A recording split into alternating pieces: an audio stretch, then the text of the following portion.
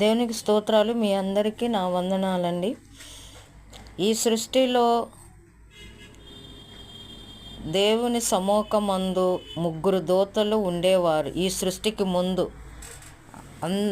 ఆ ముగ్గురు దూతల పేర్లు, ఒక దూత పేరు గాబ్రియేలు, రెండో దూత పేరు మికాయేలు, మూడో దూత పేరు లూసిఫర్. గాబ్రియేలు దూత దేవుని సముఖము నుండి దేవుని ఏ వర్తమానం ఇస్తే అది కళ రూపంలోనే కానీ, మరి క్రియాపూరకమైన రూపమే కానీ, మరి ఆ దూత గాబ్రియేలు దూత దేవుని సముఖము నుండి వర్తమానం తెచ్చే దూత పేరు గాబ్రియేలు. రెండవ దూత పేరు మికాయేలు.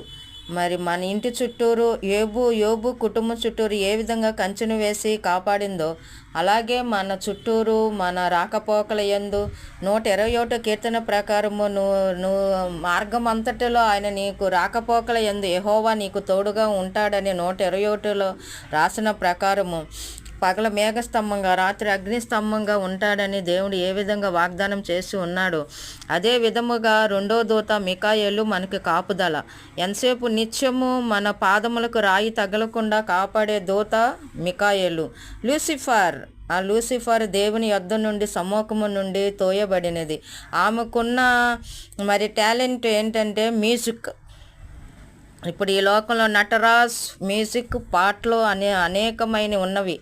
మరి దాంట్లో ఒకటి ప్రథమమైనది లూసిఫర్. దానికి ఉన్న టాలెంట్ ఏంటంటే మరి మ్యూజిక్. ఆ మ్యూజిక్ సిస్టమ్, రెక్కలు పైకి ఆడిస్తే చాలు ఎంతో మ్యూజిక్ వచ్చి, మరి ఆ లూసిఫర్ మరి మ్యూజిక్ చేసే సిస్టమ్. ఆ మ్యూజిక్లో మరి దేవుడు ఆనందించే దేవుడు.